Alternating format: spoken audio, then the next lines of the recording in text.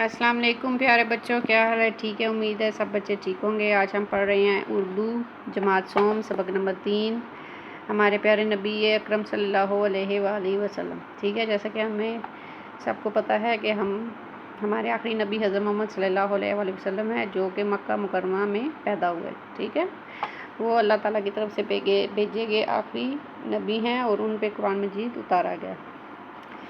ہم نے یہاں تک پڑھ لیا تھا۔ آج ہم اگلا پیراگراف شروع کرتے ہیں۔ آپ صلی اللہ علیہ وآلہ وسلم بچپن ہی سے پیاری عادات کے مالک تھے۔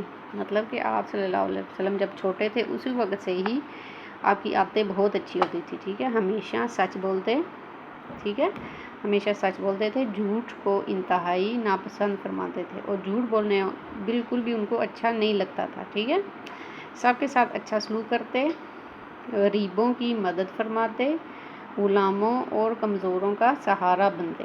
ٹھیک ہے، کہ وہ ہمیشہ جب وہ چھوٹے تھے اسی وقت سے ان میں اچھی عادات تھی، وہ ہمیشہ سچ بولتے تھے اور جھوٹ کو بالکل بھی پسند نہیں کرتے تھے، ہمیشہ غریبوں کی مدد کرتے تھے اور غلاموں اور کمزوروں کا سہارا بنتے، مطلب ان کی مدد کرتے رہتے تھے۔ ٹھیک ہے،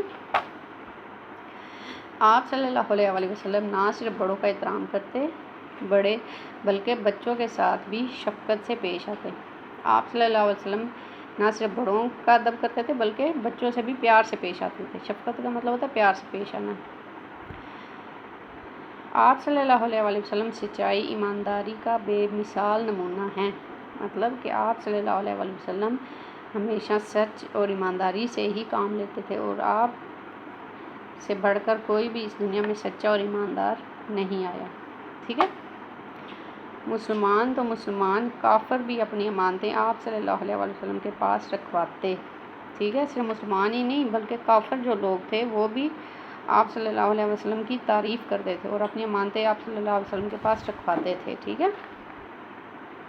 عرب کے لوگ آپ صلی اللہ علیہ وآلہ وسلم کو صادق و امین کے لقب، صادق کا مطلب سچا، امین کا مطلب ایمانت دار، ٹھیک ہے، صادق و امین کے لقب یعنی سچا اور ایمانت دار کہہ کر پکارتے تھے۔ آپ صلی اللہ علیہ وآلہ وسلم بیماروں کی عیادت کرتے مطلب کہ جا کے بیماروں کا حال احوال پوچھتے تھے۔ ٹھیک ہے، چاہے وہ کافر ہی کیوں نہ ہو، نہ کبھی کسی کے لیے بد دعا کرتے۔ ٹھیک ہے، یہ ایک ہی پیراگراف ہوگا آپ کے لیے جو میں لفظ انڈر لائن کر رہی ہوں، آپ نے ان کو کاپیز پہ لکھنا ہے۔ بچپن،